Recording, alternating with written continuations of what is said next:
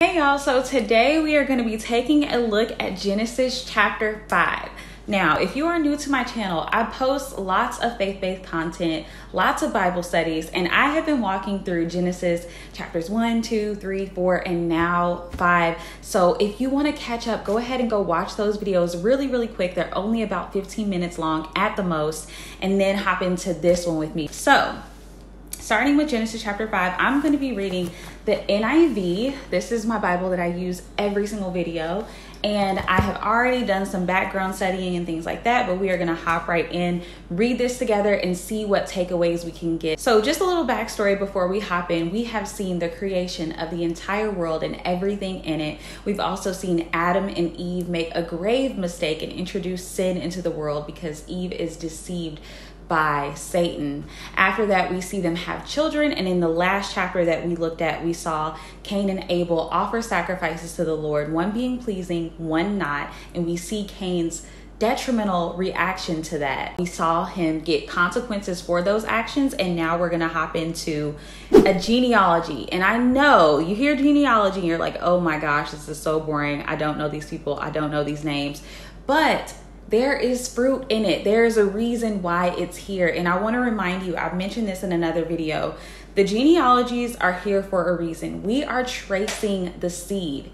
We saw that in Genesis chapter 3, God handed out curses, but he also handed out a promise that a seed was going to come through the woman. A man was going to crush the head of the serpent.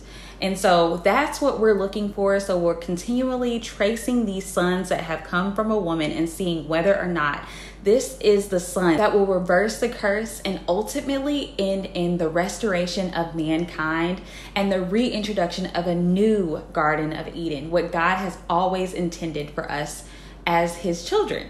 So starting at Genesis chapter 5, verse 1, we are going to be tracing from Adam all the way down to Noah. Now, many of us know Noah, but that's for next week.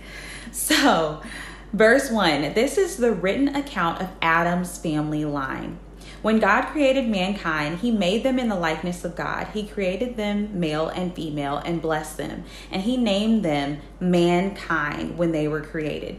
So again, we were created in the image of God, in God's likeness, to mirror God, to be like God. Now, the only person who ever walked this earth who accomplished being like God fully, totally, no flaws, no sin was Jesus Christ. So that's our example in this, but that is what we were created to be. And now as we read on, we will see that men are having sons that are in their own likeness. And we see that repeatedly over and over again. And so I just want your ear to be in tune. Whenever something is repeated, it's important. It's said for a reason. So pay attention to that as well. So back again at verse 3, when Adam had lived 130 years, he had a son in his own likeness, in his own image, and he named him Seth. After Seth was born, Adam lived 800 years and had other sons and daughters. Altogether, Adam lived a total of 930 years, and then he died. When Seth had lived 105 years, he became the father of Enosh. After he became the father of Enosh, Seth lived 807 years and had other sons and daughters. Altogether, Seth lived a total of 912 years, and then he died. Verse 9, when Enosh had lived 90 years, he became the father of Kenan. After he became the father of Kenan, Enosh lived 815 years and had other sons and daughters. Altogether, Enosh had lived a total of 905 years. When Kenan had lived a total of 70 years, he became the father of Mahalalel. After he became the father of Mahalalel, Kenan lived 840 years and he had other sons and daughters. Altogether, Kenan lived a total of 910 years, and then he died. When Mahalalel had lived 65 years, he became the father of Jared. After he became the father of Jared, Mahalalel lived 830 years and had other sons and daughters. Altogether, Mahalalel lived a total of 895 years, and then he died. When Jared had lived 162 years, he became the father of Enoch. After he became the father of Enoch, Jared lived 800 years and had other sons and daughters.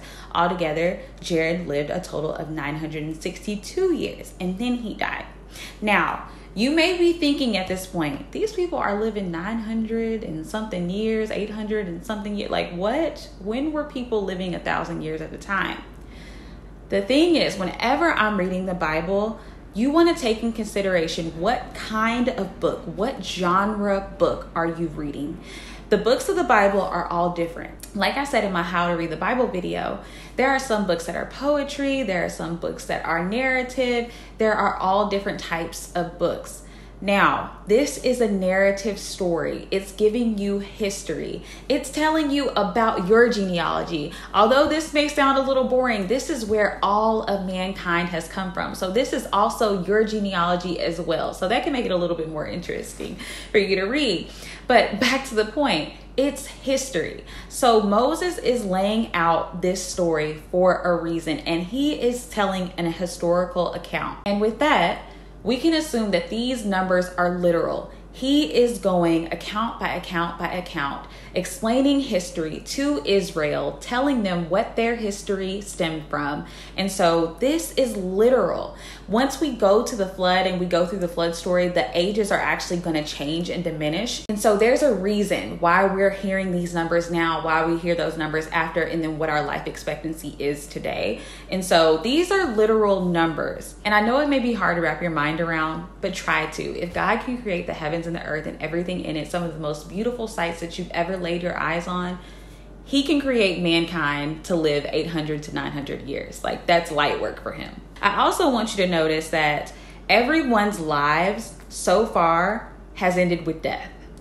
Now, I know that sounds redundant because we know now that if there's anything that we're guaranteed, it is that one day our lives will end with death. But it's important that we're noting this because God is saying it over and over and over again. And previously, God told Adam if he ate from the tree of knowledge of good and evil, that he would surely die.